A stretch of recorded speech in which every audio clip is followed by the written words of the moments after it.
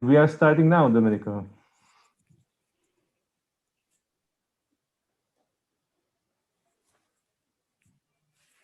Hi. Okay, so welcome. Sorry, it was a technical issue. Hi.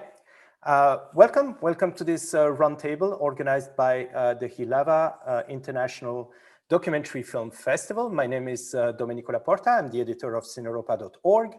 And I have the pleasure today to moderate this panel, which topic is very topical, I would say, because we are talking about the pandemic. Again, yet another discussion about the pandemic, but we hope this one has a more positive twist, because we want to talk about the pandemic as an opportunity. So how to shape European cinema in a post-COVID world. This panel is part of the Emerging Producers Workshop organized by the Ji.hlava Festival. And we have with us today 4 of the 18 emerging producers 2021.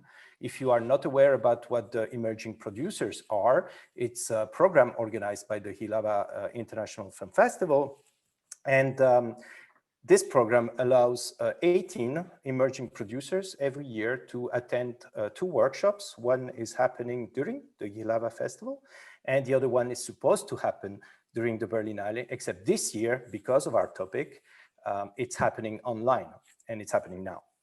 So this morning, the 18 emerging producers were split in 4 different roundtables where they already discussed this topic. And we have with us now 1 representative of every one of those tables that will come up with the different conclusions. And starting from there, we will continue the debate. What I can tell you is that you have the possibility to ask questions. If you are watching this, it's easy. Just ask a question on Facebook and someone will just transfer that question to me, and I will try to squeeze it into the conversation if it makes sense. So the topic of the debate is really about how can we use the pandemic as, I would say, an accelerator, a way to change and to reshape the landscape, the audiovisual landscape in Europe. The pandemic is not only a curse, it's probably an opportunity. It certainly already is for a lot of the key players of this industry. Sadly, almost none of them are European, but we will talk about that too. And I think there are a lot of ideas in all the member states, and it's fascinating to have a workshop like this to be able to share them. It's quite a unique opportunity, and I hope you will see the benefits of that as well at the end of the discussion. So without further ado, I will introduce our 4, actually, I will let you introduce yourself, starting with Rasha. How are you, Rasha? Good, how are you? Hello to everyone out there. I'm Rasha Larsen, and I'm based in Norway, Oslo, as a producer, and we have a company, a small company, focusing on creative documentary, mostly visually highly cinematic documentaries. It's a young company. I've worked with several people, but maybe the one that people might know is Egil Horshaug Larsen.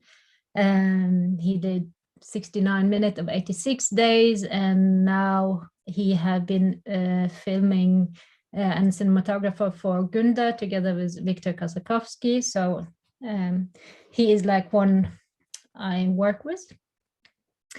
But coming back to your question and what we talked about with my colleague from the north, one thing that struck us is that, yes, we have this pandemic. And the thing is that what we know is there something need to be changed with the pandemic or not with the pandemic. The thing is that what would we like to change in this industry? How do we want to reshape it or do it? And the question that came up is that we would love to see more fluidity in the co-production sphere that we see, which means that actually that now when you do a co-production in Norway, you have to use your money in Norway, or if you do it in France, you have to use most of your money there, which make us actually very much national based. And this here we have the majority, here with minority, and this is splits the films and make them travel less. And we wanted actually, if it's somehow possible, to break through this way of collaboration and co-production. For instance, as well in Norwegian countries, you only get funding if you have a place to screen your films, but it have to be in your own country. And for us, we said, why can we not, if I co-produce with Germany, if I only get screening in Germany, why can I not get the money from Norway? And in this how we kind of mash things together and get the funding also more fluid and dynamic in somehow. The other topic that we talked about is that it feels that there are very much more funding for making films than actually to screen them. There's like very less both funding and space to screen films compared to the funding to make films, which make it kind of difficult when you want to bring the film out to the public. Another important part that we discussed is that we need to learn the audience to watch those art cinema, and especially the young people. What is the visual language? How do we understand images? How do we understand the dynamic in the images? And especially with the taking it back to the pandemic, we see, and we are so much into our screens, we watch, as you said, more content than ever, but does the young generation understand what they're seeing, what is then? So we kind of wanted that maybe an acceleration as well in how we educate our young generation in image understanding, equal mathematics and science. What else? I think there's one thing more. Yeah, I think I have covered like most of the issues actually. Yeah. Thank you. So to summarize, yes, the condition of territorial spending, this is something that is at the European level, and there are exceptions, laws that allow the exceptions for cultural products in every country of the EU. That's a big topic indeed. What you said about the screening condition in your country, I think it's most country in the EU, it's like that, but there are still some countries where you are allowed to be funded. You can get funding without a theatrical release in your own country. And then something interesting, yes, the funding to screen films. So let's see how we can find practical ways to spend that money so that films are being seen. So it's not only money for marketing your film, it's not only money to maybe travel with your film and show it abroad, but probably money also to fund platforms and to fund possibility to watch films remotely. And then the last point is media literacy. It's also something that is a great concern at the European level. Creative Europe has been investing a lot in media literacy. And it's obviously a problem in the north of Europe, but I can tell you I'm sitting in Belgium today. It's also a problem here. Thank you, Rasha. Let's go to Eva now. Hi, Eva. Thank you. Hello, my name is Eva Plemichtiviak. I come from Serbia. I'm a part of a production company called Horopter Film Production. Most of our films actually have premiered at Vision du Réel in the past 6 to 7 years. At this point, we have a film which is being presented in work in progress. So you'll be able to catch it tomorrow at the presentation. And I belong to what emerging producers defined as the Global South. In the global south, we had 3 countries which actually are somewhere in between south and east. So I was talking to my colleagues from Romania, Croatia. I come from Serbia, and we also had an adjoint member who came from Israel, because Israel is the guest country of emerging producers in this edition.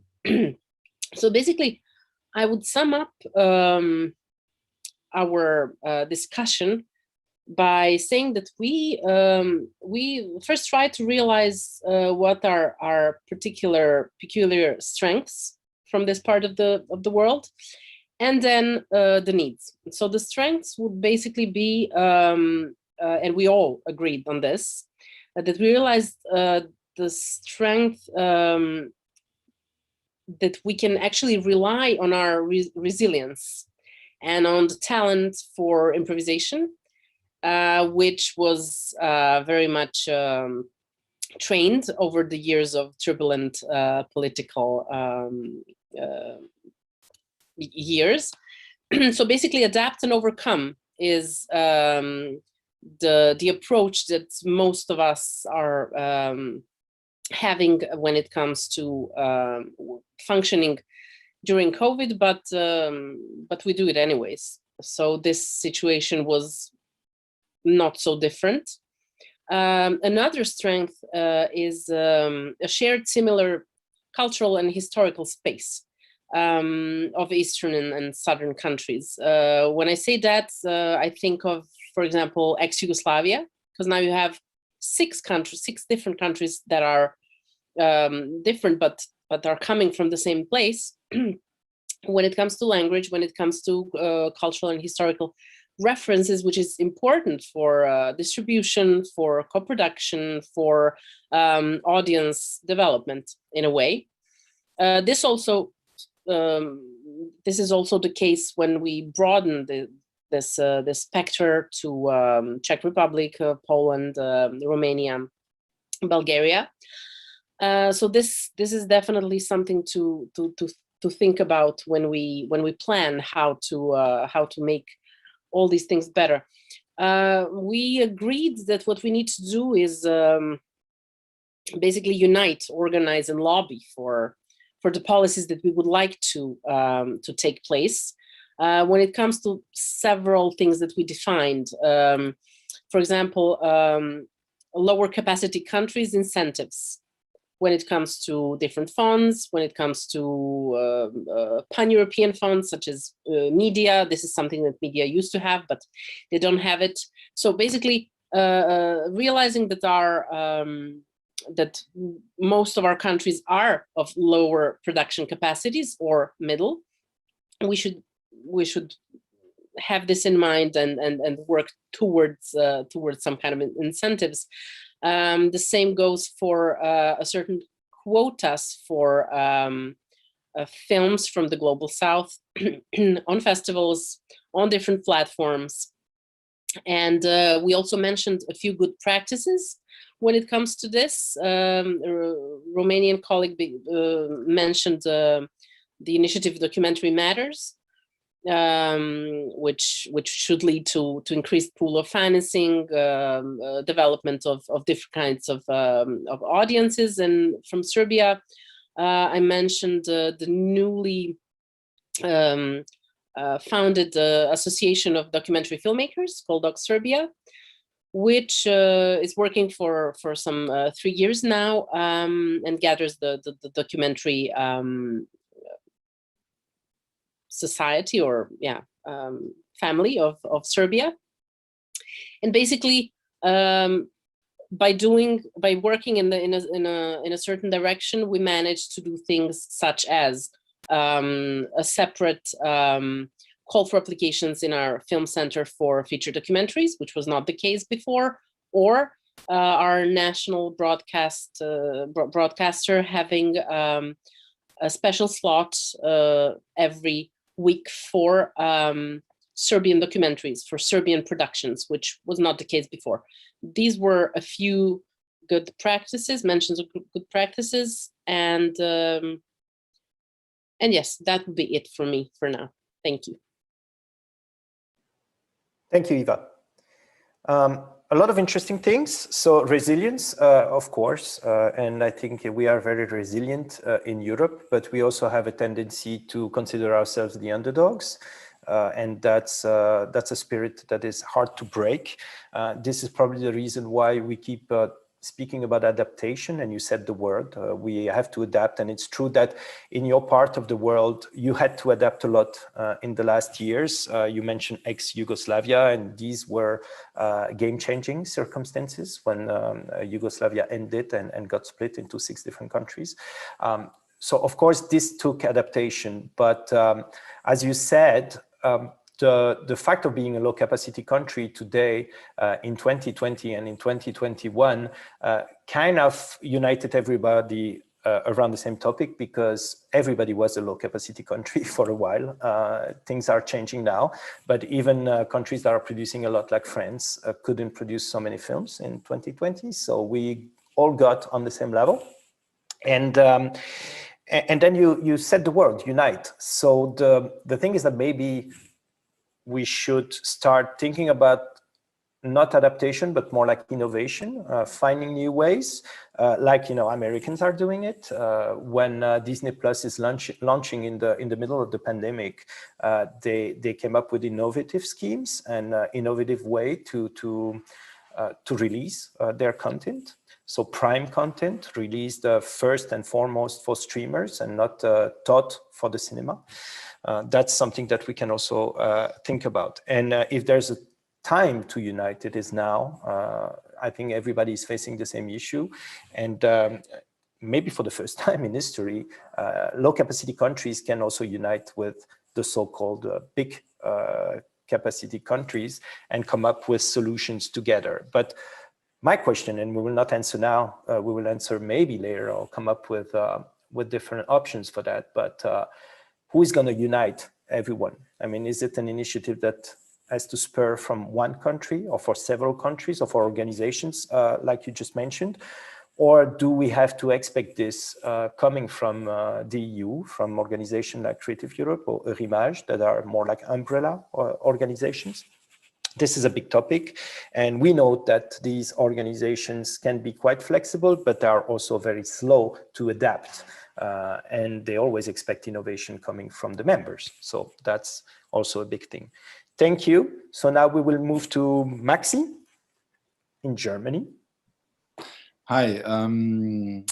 Yes, my name is Maxi Hazelberger. I'm the founder and producer of America Film. We're based in Berlin. We do have also a film at Vision du Réel, The Great Void by Sebastian Metz, if you happen to be in Nyon. I was in a discussion group this morning with Alice Lemaire from Michigan Films in Belgium, a very great production company, definitely something to watch out for.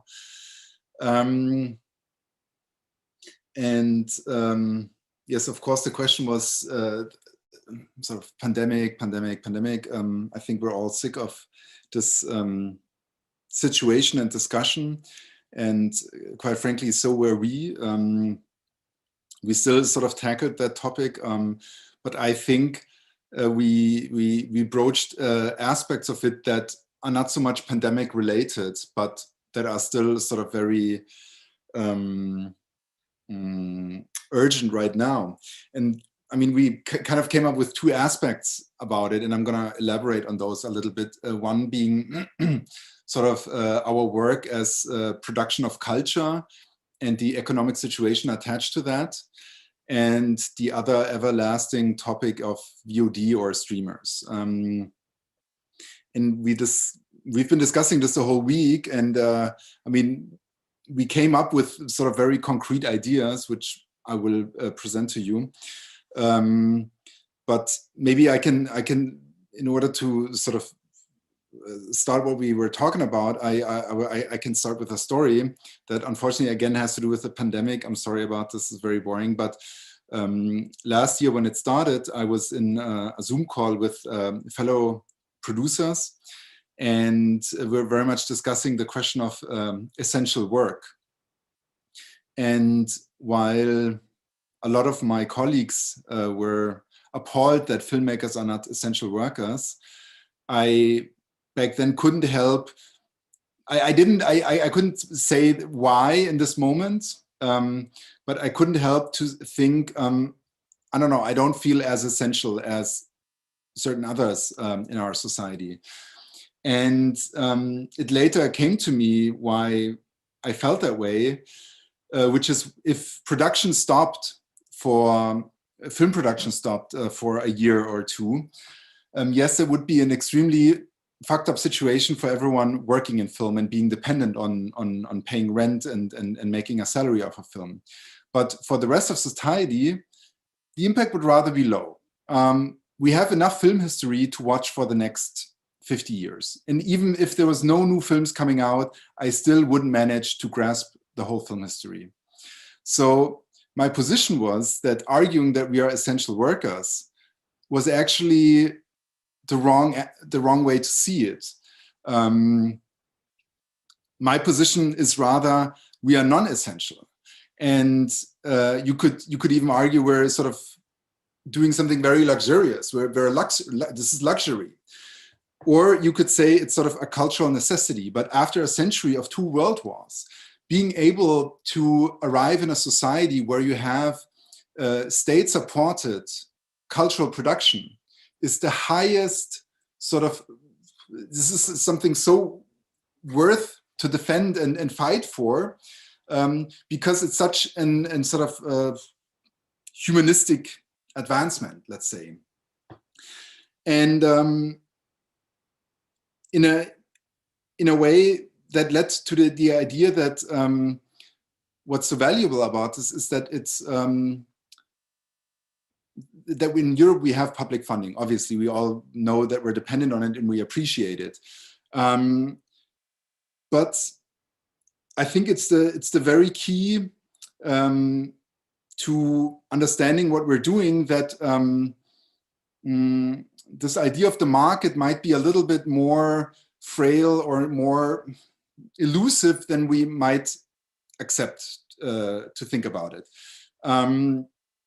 And my sort of the key, maybe, and I'll leave that for 1 second, is that the cultural funding is, for what we are doing, extremely essential.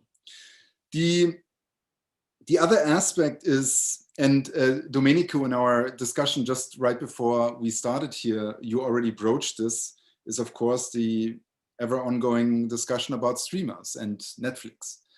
And we've had this in this week before, the discussion about, can we have like a European Netflix, a European competitor to Netflix? And we kind of agreed that this is actually the wrong direction, and for several reasons.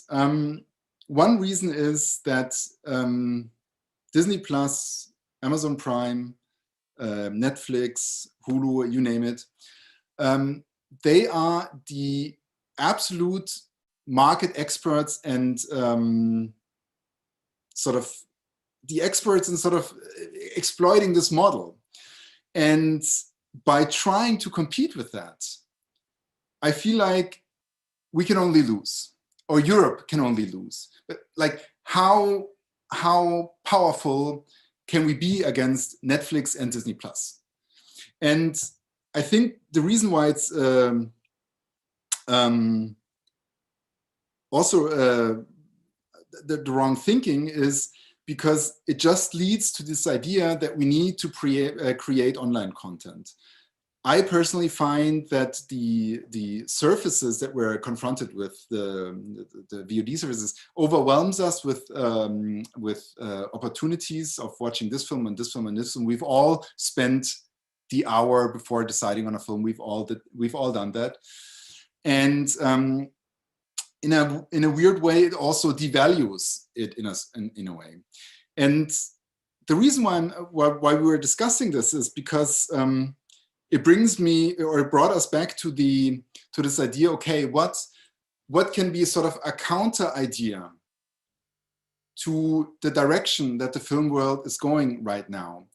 Because again, I'm very convinced that a European Netflix is just gonna stand smaller to Netflix than Netflix. And it might sound a little bit counterintuitive at this current situation, but what if we don't sort of aim for something online that is accessible all the time and anywhere, for the opposite, for something that is not accessible all the time, and for something that is not accessible anywhere, not everywhere. And maybe to give a different example on this, the reason why pre-pandemically tourists came to see Europe, Croatia, France, Paris, Rome, is not because they wanted to go to Disneyland. And to me, the idea of trying to compete with Netflix seems to me like you have the Eiffel Tower out there, but you're building Disneyland next to it. And so therefore, shouldn't the idea be that we go sort of back out there, we go back into the cinema and we create spaces?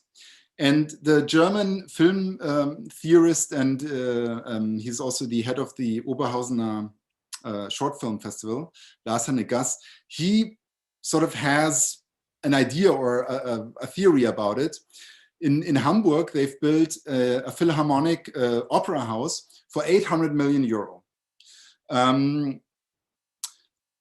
What if you took 800 million euro and you take 80 cities in Germany and give them 10 million euro and have them build cinematheques? And those cinematheques are spaces that people go to because something is special there. It's not just a cinema, but it's a place where you want to be. And what if you then maybe combine that with a sort of a more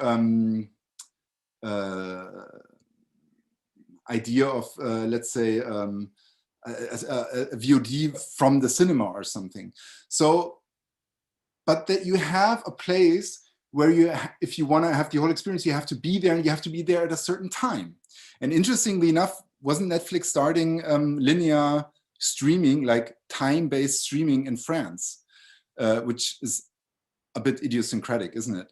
And so the question was, couldn't there be sort of more ideas that go into that direction, that, you know, like, when you have spaces like this, you also have local corporations with local broadcasters. You know, like maybe if there's an event, then that evening it will not only be on some sort of cinematheque platform or from the cinema itself, maybe even with local broadcasters. And coming back to how I started, sort of the idea that we're doing.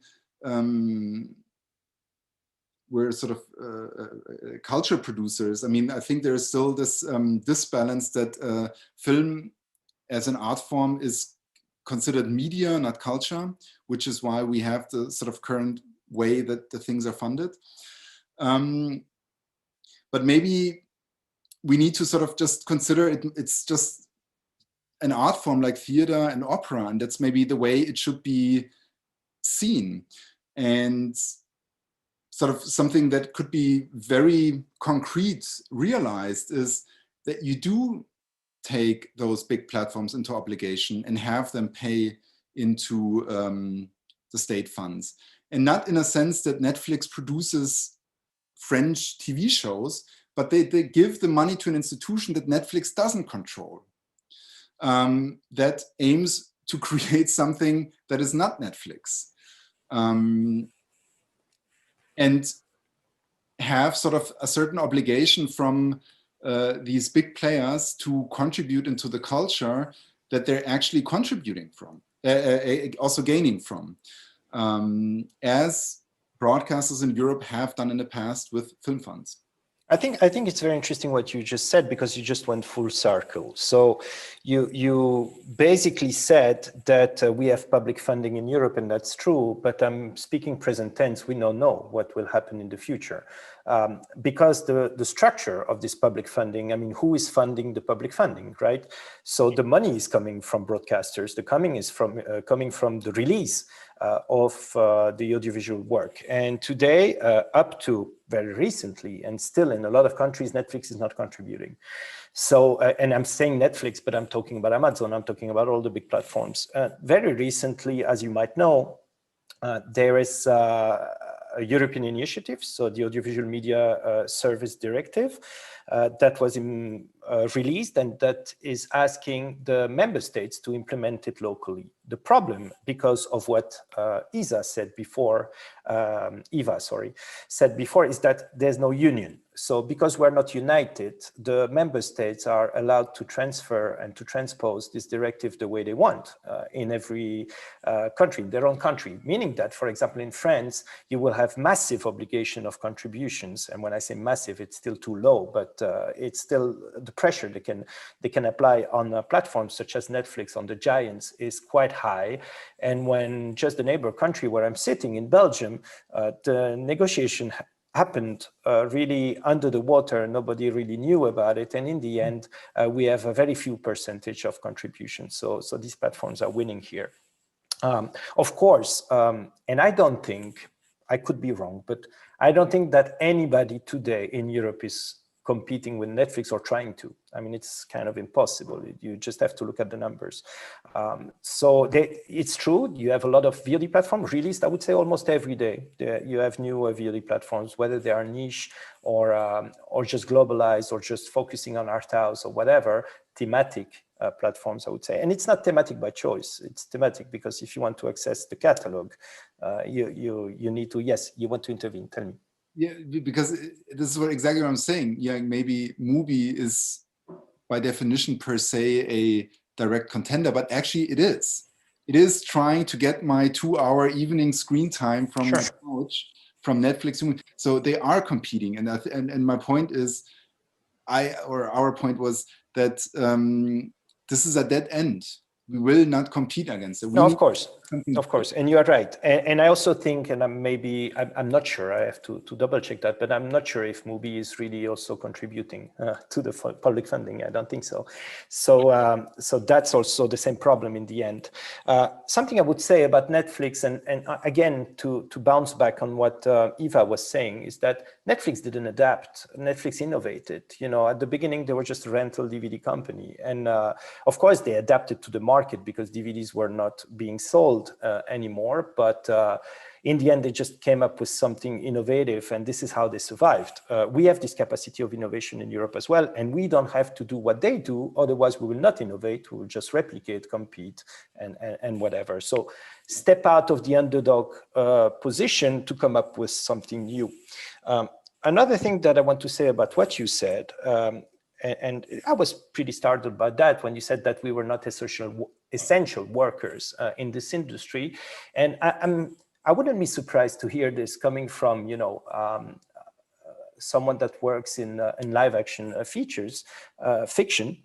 But coming from documentary, I think that there are more arguments there that could justify the fact that essential work is being done. And I'm speaking about why are the reason we make film. Of course, you have entertain, and this is something that you can get somewhere else. So you can be entertained with a PlayStation game, can be entertained with a book. So you don't really need producers, and you don't really need filmmakers there. It's true. Another thing is communicate life experiences. And, honestly, I speak about my life experience all the time, and only my family cares. So that's also something we can get rid of for 1 year or 2. But then you have the possibility to communicate a certain view of the world. I mean, virtually travel. I was very recently in Kyrgyzstan, and I realized when I stepped there that I didn't know anything about that country, and it was totally fascinating. And then I could have learned about that country just by watching films about that country, and films being done by producers there. And then the last thing, the reason why we make films is to change the world. And this happened, and it will happen again.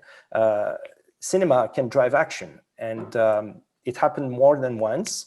And I think that this is something we should never get rid of. It's very important. If we don't consider filmmakers and producers are essential worker, we are somehow, it's not censorship, but we are getting rid of that aspect of filmmaking. And as documentary producers, I think it is something that we should not forget. So thank you, Maxi, for your intervention. Feel free to intervene again as soon as we will hear Marek, which is our next speaker. Hi, Marek. Hello. Glad to be here. I'm Marek Novak from the Czech Republic. I have a production company, Xova Film, and this morning I was part of the roundtable called East with colleagues from Poland and Slovakia. So, of course, the first thing we discussed was whether it's appropriate to call us East or is it Central Europe. That's the perennial topic, especially when did you come up with a final decision on that? Because I would be interested. Yes, we of course like to be considered central. But where is the East? Well, because the East feels like okay, we are East, so please continue beyond the Iron Curtain again, and something like that. Okay, continue. So, and then as it also is usual, then we smoothly continued to complaining a little bit about our countries and about the politics in our countries and how not so great it was with the start of the pandemic and handling of it by our representatives, governments, especially when it came to actually Maxi was touching upon on it, the fact whether culture is essential or not. At least here in the Czech Republic, it was at some point officially noted that it's like some government official mentioned that it's a leisure time activity, which of course enraged a lot of people. Because as Maxi said, yes, if we wouldn't produce anything for long time, we would still survive, but obviously there is an impact, and obviously there was a huge rise of consumption of audiovisual content since we have been locked in. So that we kind of felt that is something that might change, and if we attend to it, it might change to the better, that it wouldn't be in our area regarded just as a leisure activity.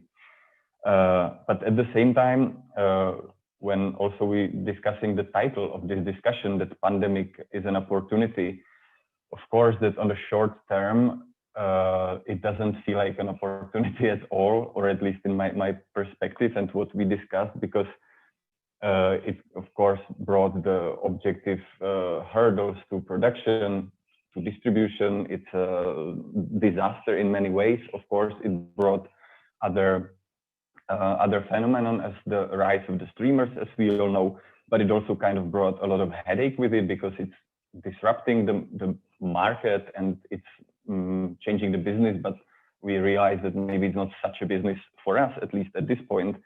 So it felt like, let's just wait patiently for this to pass and then go back to normal. But of course, even as much as of magical thinking we can do, this probably will not be possible. And as it was in 14th century with the bubonic plague, which wiped out almost half of the European population and was a disaster of a huge scale, it did eventually bring, in concert with many other things, it did bring a radical change in society because of the wage force, and it eventually brought the end of feudalism. So let's say something good, but it did last a couple of hundreds of years. In our times, I hope the change will not take a couple of hundreds of years, but it might not be immediately. So it is important for us to think a little bit broader than just the short, immediate impact we are currently experiencing. And to reach that, we then discussed that, of course, we need to do this not by revolting as did the peasants in medieval times and slaughtering the others we didn't like, but like, of course, to being united, discuss and know what is our interest, and what is our value, and what do we want to fight for. And then we actually compared the situation, or tried to compare it to what happened in the music industry, where the streamers have been already much more consolidated, and the business there is maybe more clear because it's been faster, it happened earlier. And we kind of actually agree that maybe that's not exactly where we would like to go with the audiovisual landscape. It's not exactly one-to-one the same, but we felt that, for example, Spotify model, that it is not bringing this kind of diversity, and it's not cherishing diversity, and it's definitely not bringing profit to the fringes which do create the diversity. So how to reach that? Defining the interest and being able to use the tools we have to lobby for them and to protect those interests. And that I believe can happen on discussion and being united in starting from producers guilds in our countries, sharing and building policies on European level, and then being able to effectively communicate them among ourselves and also to our partners as Netflix, for example, or anybody outside. And one other thing was also in regards to our territories, maybe in particular, that there is now, until the end of April, I think European Union countries are supposed to submit their reconstruction plans for this huge amount of money which is supposed to come. And there were worries that in some countries it might not be enough articulated that creative and cultural industries do need to be covered from this, because that's an important part of this transformation which the pandemic is accelerating, that we do not probably want to be just an assembly hall for richer countries, but we should transform ourselves to the societies which generate more added value than just assembling cars. So more or less like that from the East. Thank you, Marek. A lot of interesting topic, and it's also interesting that you all guys, I don't know if you did it on purpose to evacuate the topics that were common to each tables, but it seems that you all discussed different things, which is quite refreshing, and also the sign that there's a lot to do. There are a lot of options, and right now it's about being focused on one option that works. We are still at the brainstorming stage, but we don't have a lot of time to do that, and we have to act very fast, because as Maxi was also saying it, films are being produced right now. There is public funding and the films are being made, but they're also stockpiling quite fast because they don't have an end point. The end of the value chain is not available right now. Meaning that soon it will be, it's already a very big problem for festivals, for example, to receive the film, to be able also to have films, because they are retained by the sales agents, they are retained for physical editions, they are retained for releases. The people right now in the value chain that are most in trouble are sales agent, distribution, and exhibitors. This is the sector that is suffering the most, but then again, isn't there an opportunity there too? And I'm saying this with a pinch of salt, but to eliminate middlemen. I mean, we are in an era today where the producer could address the audience directly. The filmmakers can address the audience directly. I'm not saying that it is their job to market their own content. They are creators, so they still have to make the content. But if we eliminate all those middle sections of the value chain that we had so far, like like some streamers are doing, there's room maybe to create a new position, someone between the marketing position and the community manager. I don't know, someone that can access communities. We are all, I mean, you are younger than me, but you still know this problem, that sometimes you hear about a film on the internet or in a forum, on a website or whatever, and the film is just not accessible. So you read a review, you need a lot of nice word of mouth on the film, but then again, if you want to watch it, you cannot. And here on my remote, on my TV, I have a Netflix button, and I press on the button and I search on Netflix. Sometimes the film is available, and that's nice. So maybe there's room to have a more direct way to reach the audience. And this is something that so far has been a little bit taboo for obvious reasons. Then Marek, you said something that is also interesting regarding what Maxi said about scarcity. So Marek was saying we don't have to have this kind of overflow of content and this huge amount of films available and so forth. Maybe we can come back to something that is more rare, that is more desirable. I think this was the intention behind what Maxi said. And you were mentioning the music industry. Something that happened with Spotify, those platforms, is that the price of the concerts went up, and artists today, at least the famous artists, they are making much more money on a scarce event like tours and concerts. So this is maybe something that we could compare to festivals and film events today. And by film events, I'm also talking about cultural events in general that you can organize locally in your country, but also cross-country. That's also something that we should talk about, because so far we haven't talked about festivals, and we know that festivals are a very important platform to show films. You were mentioning Vision du Réel, where two of you are having films right now. This is a huge visibility platform, and right now they are suffering as well. Some festivals are skipping 2 editions because of the pandemic, and the prestige of a festival, even Cannes Film Festival, is suffering from that.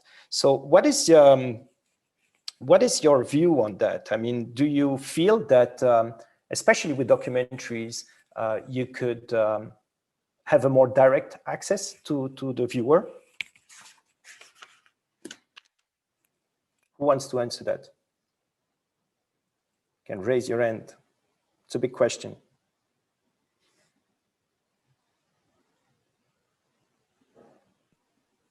Maxi, maybe? I'll broach it.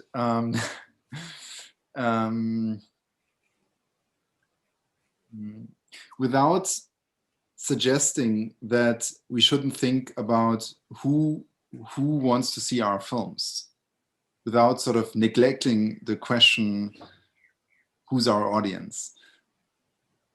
My question is that still not the wrong question to ask? You were earlier saying, okay, Netflix is an invention, we have to be innovative. My observation is that we're not being innovative. Netflix might be then the only invention that, okay, a very logical thing, if it hadn't been Netflix, it would be YouTube. Somebody came up with, oh, we can watch films on these screens that we're sitting in front of everyone right now. So, and coming back to the, to what I've said earlier, sort of with what are we making as cultural producers? Can we not sort of, what I'm struggling with, and I know it's, I'm saying something that nobody wants to hear, but do we not need to acknowledge that amortization through the exploitation of films is a rather lottery-based system? That it's, if you had, there's this sort of, there's probably different statistics with different companies, but let's say if you sort of have the rumor of studios saying that 2 films make profits, 2 more films are sort of breaking even, and the 6 ones are losses. If you have a cab driver who arrives at his goal 40% of the time, you would not say that's a business model. And is that not maybe, is it not maybe time for us to acknowledge that this sort of amortization at the end is just not something to strive for, because it's just an impossible prediction? And when you said the people who are struggling the most, the world sales, maybe it's also time to acknowledge that actually in Europe, while it's still too little, production funding is rather good compared to distribution, let alone world sales. I mean, Irena Taskovsky mentioned it to us today in his workshop that she's the only one in the chain as the world sales who has no option whatsoever to apply for funding. And that maybe brings us to the question, is it not more ideal to look at what we're doing from a different angle and not see it as sort of how is our product the one that's being picked the most from the shelf? And let me give you examples from the other arts. Like, who is the audience of a Goya painting? Who is the audience? Well, it depends where the Goya is exhibited as well, because it's not the same that just watching a Goya on the web and having a copy in your kitchen, or going to the museum and watch the real painting, of course. But again, you have all the different levels. I mean, you have the scarcity of the original painting that is at the museum, and you will pay more to access that. It's an interesting analogy, because when you are paying to see a Goya painting, you are actually paying to see other paintings as well. And there is it's a little bit what festivals are doing, like you are, and what Netflix is doing. You know, in Netflix, you pay a subscription, you have access to a batch of different products, films, and TV series, which are two very different things. And it would be like having a festival that is at the same time, you know, showing one-man shows, films, documentaries, TV series, and live performance, concerts. I mean, this is not really happening right now. So the question of the audience is an interesting one. And you started with that, your intervention just now. So do you have any idea of the audience that are actually watching your films? What kind of feedback do you have in terms of pure data? Because this is how the platforms are working right now. They're collecting a lot of those statistics. They even produce content based on those statistics. Do you have any kind of feedback similar to that? Yes, Rasha. Actually, this is a thing that we talked about in our group, that there is really few transparency when it comes to data, to actually access and know and to understand a bit better. It's like kind of, this is also a way to monopolize and hold in when they are keeping it from us. It's even worse than only keeping the money. They're keeping those big, huge data, which is so important nowadays to understand and develop. And we have none. Eva, you wanted to say something? Yes, on the same, sorry, on the same subject. So much so, what Rasha just said, that it's completely still impossible when it comes to documentaries, and we're talking about the platforms which are profiled in that way. It's completely impossible to predict or to assess the outcome, the income, you know, that will end up being in our hands when you're considering including platforms in your distribution plan, in your financing plan. It's still where we sit, where we work from. It's completely deregulated. And I wanted to add one more thing. You keep mentioning not embracing the position of the underdog, but I have a feeling that by considering how we can compete with all the Netflixes that are out there, I think we are setting ourselves for a failure. I mean, before pandemic, during or after, this is not, I have a feeling this is not our battle. This is my opinion. We have so many other fires to stop, and so much development to do when it comes to our audience, that I just don't think that we should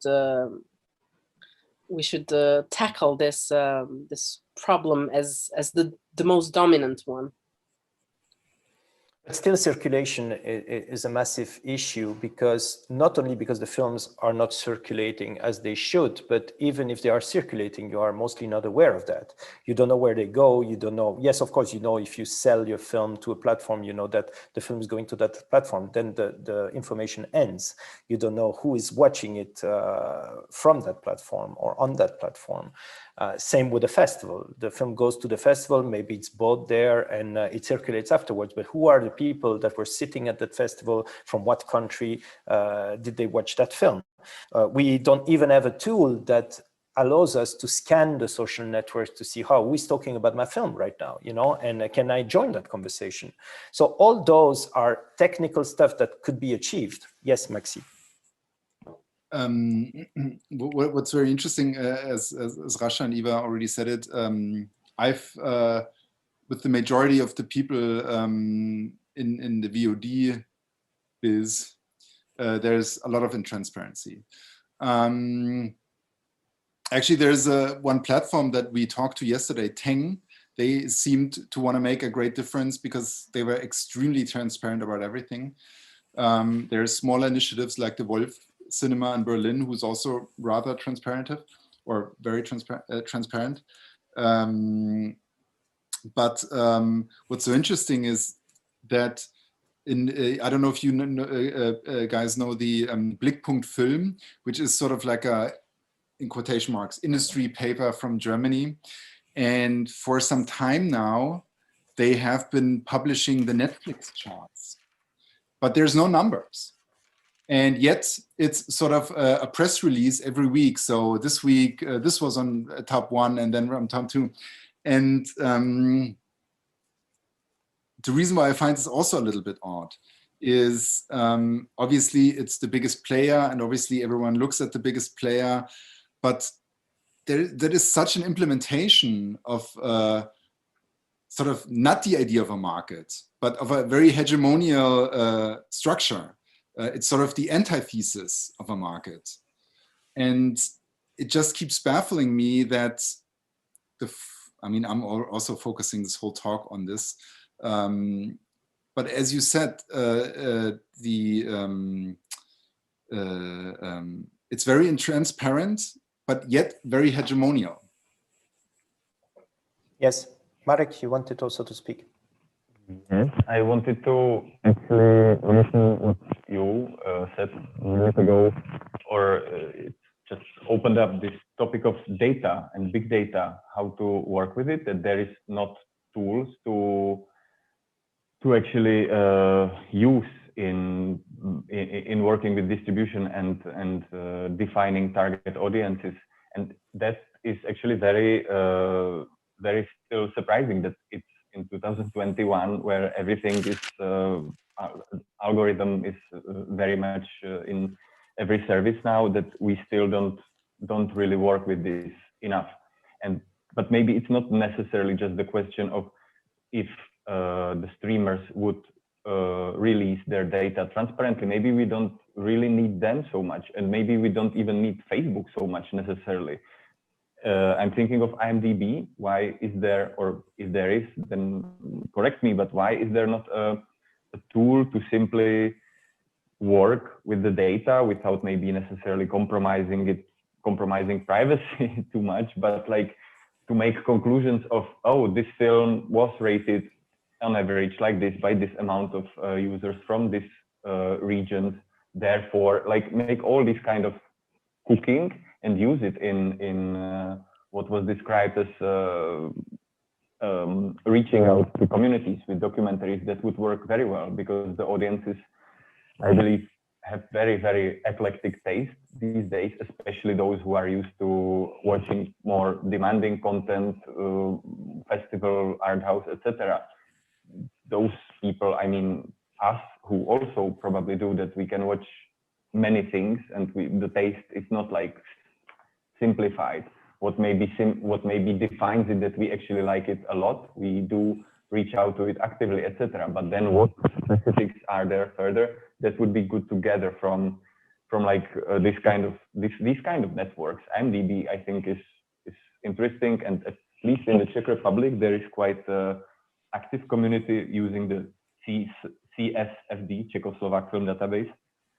And it is a bit distorted sample of an audience, because not certain type of people only rate actively and comment on films, etc. But still, it could be great to use the data.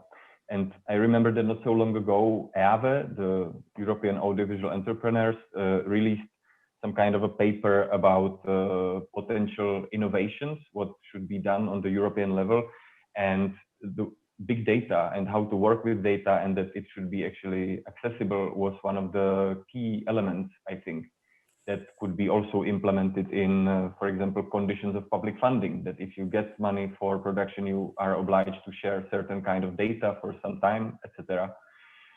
And that, yeah, so that brings me to another point, which was this middleman, whether there should still be or not, or what does it change? I believe there should be, because I think as producers, I wouldn't find it healthy to also work as a distributor or like being way too actively in marketing and distribution. So middleman, yes, but maybe with more innovative tools. And last one more thing, also direct connected to this, is that the EPC, European Producers Club, released a statement of code of fair practices, and transparency of data was also one of the points. So I hope that this gets this develops in the right direction. And if I can have a question to Maxi, you were saying that we should like change the attitude to our business, because maybe it's not always a business. It's maybe not a profitable business very often. So, but you didn't give an answer to that. What other attitude would it be? Or was it just a rhetorical question? I think that the approach is not the right thing to looking for what is going to attract audiences. That might work sometimes, but again, I feel like it's a gambling. And I wonder if there just shouldn't be a broader public support. I mean, we do have a very luxurious public support already in a lot of European countries. And I really appreciate that. But maybe the connection between sort of market and funding should be not thought separately, but not thought sort of in the same stream of thought. You know what I mean? Also, to give you, I mean, this is also the reoccurring example in a German discourse, because this is an ongoing discussion in Germany for I don't know how long, probably since forever. And a reoccurring example is the theater scene. While there is very successful theater, especially in Berlin, there was a very, very successful era of Frank Castorf at Volksbühne, very innovative theater, probably the most innovative theater in Europe for a very long time. And they probably were quite profitable because they were sold out every night. But that wasn't their business model. Their business model was culture production. And it's publicly supported. They got support from the government, and there was no equation on that. Like, I mean, I don't know. I didn't work at Volksbühne. I don't know if they had an obligation to fill the auditorium. But to me, it seemed that the focus was never driven by how big is the audience going to be. Okay, thanks. Interesting thing, data. Of course, it's a huge topic, and it would deserve a lot of those debates just by itself. But an interesting thing is that there was never such a large amount of data released than in this time of pandemic. We have a lot of information about consumers. The fact that they are stranded home means that they are watching more content, they are watching more films. Of course, everybody's competing for that time. And I'm saying that cinema today is competing with TV, it's competing with PlayStation, video games, it's competing with YouTube, it's competing even with the time that you spend on Instagram. But the fact is that these people that now will stay more and more at home, because also in companies, they are learning, and they know now that they don't have to strand people to a desk all day. They can also allow more flexibility in their time, and as long as the job is being done. So these people are watching more films. They are watching those films at times that usually you don't watch movies, because they are in the office at that moment usually.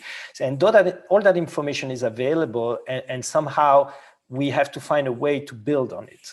When you were mentioning IMDb, you have to know that you can buy data from IMDb. It's very expensive, but you can do it. You just have to reach out to them and tell them how many people in Czech Republic voted for that category, for example, and they will probably sell the data to you. But data is gold. I mean, data is money today, and this is why, for example, artificial intelligence is based on data and what we call data sets. And these data sets are huge amount of data, but they are not available for free. But there's still a lot of ways to work with them. And the only people so far as I know, that are not working with that data are the members at the levels of that value chain we mentioned. Sales agents, I don't think they are using data in any form. Distributors, not so much, and exhibitors, I think maybe some data about their local cinema, but that's it. They have also to make use of data. Today we have tools. We have a blockchain, for example. You know, that would, if it would be implemented right at the producing level, you could have your film travel with a certain amount of traceability that would allow you to know where your film is, who watched it, how many times, and how did it circulate.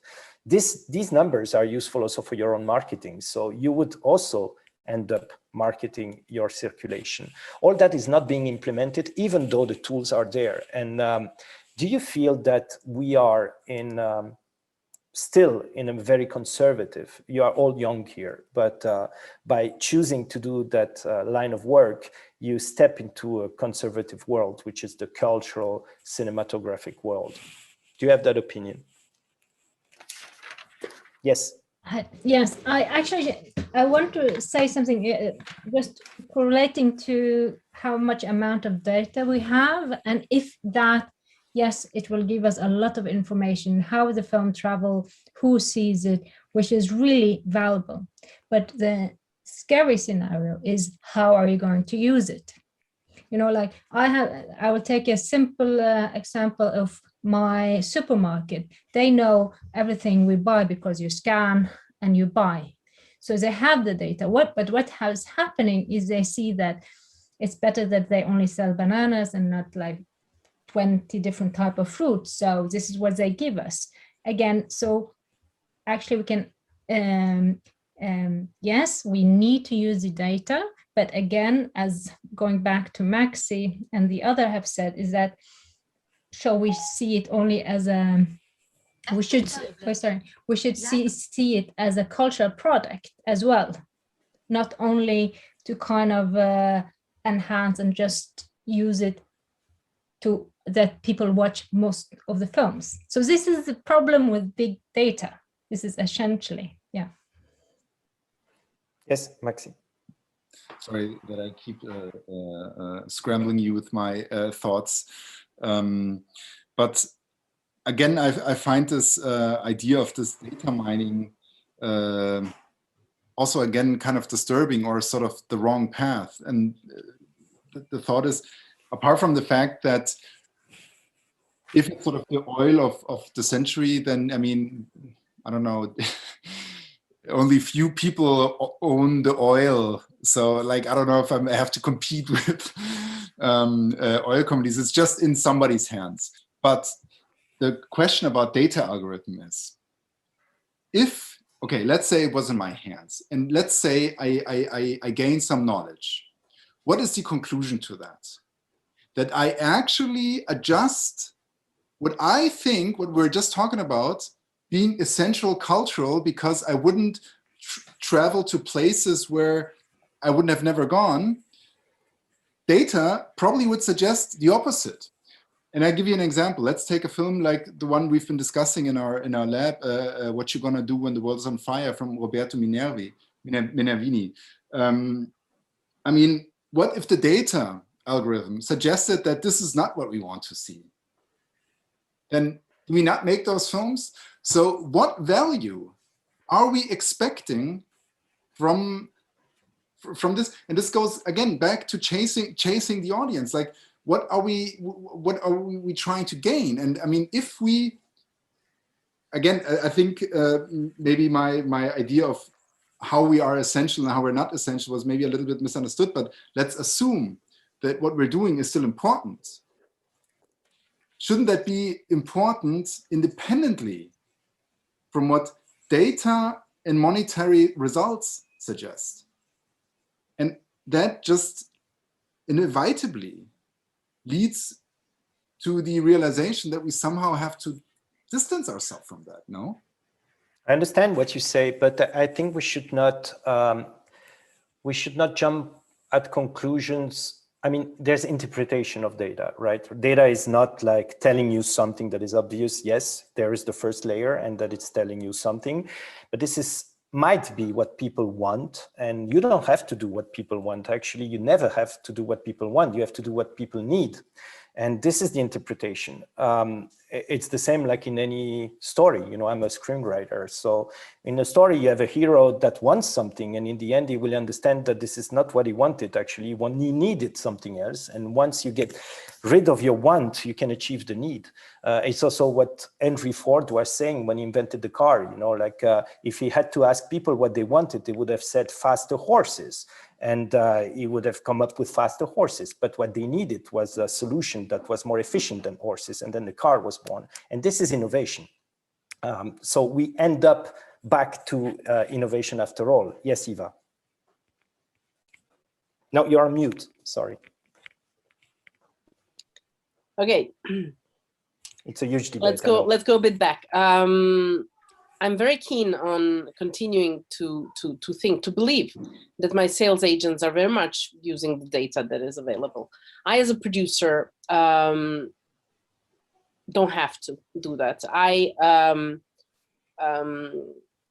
choosing to place myself on the side of the filmmakers and of the people who are creating the content. So I think it's a completely a matter of personal choice, but for me, this kind of perceiving the reality is absolutely foreign. When you say that we should be innovative about what people need, it just sounds a bit presumptuous. The way I see it, we are creating what we need. You know, and developing the needs that were not there to begin with, only to develop them in the direction in which the data is, you know, pointing to, or in which, I don't know, it just I don't even know how did we come to this this discussion. It's so foreign from anything, everything that we've been discussing. But I think that it's also because basically Netflix and the streamers are using data as their major source of production content. So when Netflix is doing a series like Stranger Things, they do it because they see that people are streaming Ghostbusters and Back to the Future, and then they say, okay, people are nostalgic of the 80s. Let's produce content that will have this nostalgia back to them. Yes, Marek. So I just wanted to say, because this suddenly started to feel very dystopian, that suddenly the production will be data-driven, and who knows how will it turn out. But you said that it shouldn't be misinterpreted. I think that, like, of course, we shouldn't suddenly be driven like that. And that maybe is an answer or some comment to what Maxi was saying, that like we shouldn't be like Netflix. Yeah, we shouldn't be like Netflix in the sense that we would use some data, probably cheaper than Netflix can afford to create our productions. That wouldn't feel good, but I meant it just like as a pragmatic tool to use in a like pragmatic level of designing your distribution strategy, what kind of communication mix you choose, etc., to have help, to have some kind of suggestion, but not like internalize it and have your vision defined by data. That would be very, very short-sighted. And I think we as producers should actually protect ourselves and our visions and the visions of people we work with against any kind of impact of like data and think like, okay, we have to do Stranger Things because that worked once, and let's presume it will work again if we imitate it with our data. I totally agree with what you just said. Rasha, you wanted to add something? You raised your hand. Yeah, actually, no, actually it's the same line what you guys have said. And you know, we can take a good example of the newspaper. They have a big data, and they know by clicking this and that, they know what people are interested in, and that's what type of topic they write about. But that haven't made them better newspapers in that such. And this is where the fear of having so much data and who is using those data. This is the thing, like who are in the control? Is it the people who is making it and giving the money that is in control of this data? And I always think films is the same as cultivating the taste of food and wine. You need also sometimes to give people something that not necessarily they really want right now, which is usually what festival does. It expand your taste a bit. But with data, the scary thing is that maybe we will get more of what we already have, because this is the scary thing about data, but can be used good. And maybe one other thing to consider when we talk about working with data, there have been sort of pre-crime data models in the United States. And what are they based on? They're based on criminal statistics. And how are the criminal statistics in the US? Extremely racist. So the pre-crime algorithm creates a racist outcome. And which is why I think, at least in certain communities, it was stopped, because because of racist policemen, more black people are arrested, then obviously, yes, the computer says, okay, you guys need to arrest black people. And obviously that's not what we can strive for, but maybe bringing this back to certain aspects, how do we work with that? Even though that's not really like or sort of expressions that I use in my work, sort of truth or something, but I mean, doesn't that somewhat not relate to data whatsoever? Sort of what we're kind of striving for in our work, like, is that not sort of detached from things like data?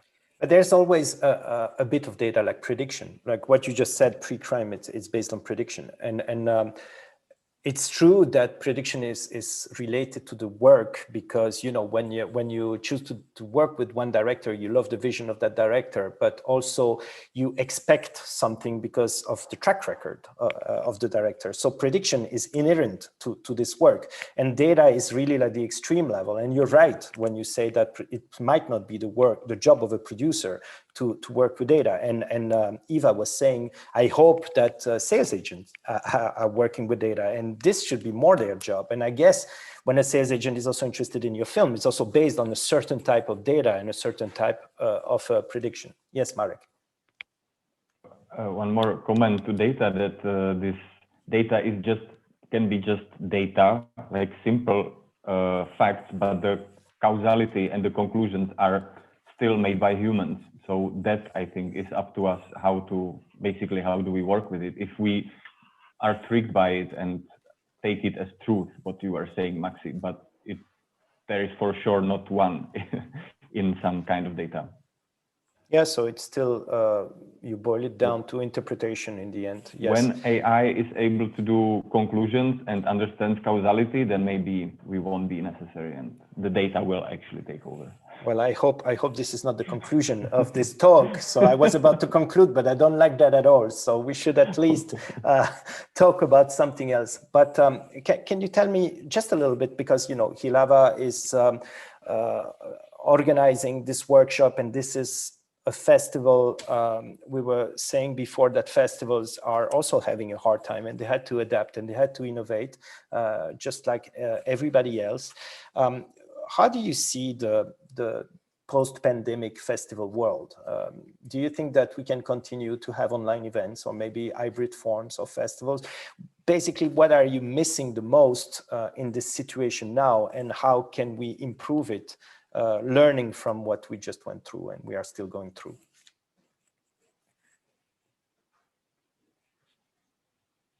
Yes, Eva. Well, not only festivals, but funds and cinematic initiatives as well are now more and more considering how to change their way of work. You know, if you only look at now, I'm thinking of this sustainability clause, or you know, the green plan of, for example, Eva, that they will continue their work in a way that will reduce travels, reduce consumption of everything that is not needed, you know, be it printed materials or whatnot. Also, different pan-European funds are very much now trying to incorporate all these changes that were inspired by COVID, but actually are along the lines with the general European strategies to go green and more sustainable. So basically, I assume that now there will be a huge surge of these, you know, pledges and ideas and plans how to change things, but to still contain the substance. When it comes to festivals, I think that's the most problematic, because the whole idea is to travel and meet people. I really hope we will somehow keep the sanity of what these things are about and not go into any of the extremes. That's my thinking about it for now. And what would be the extreme in the case of festivals for you?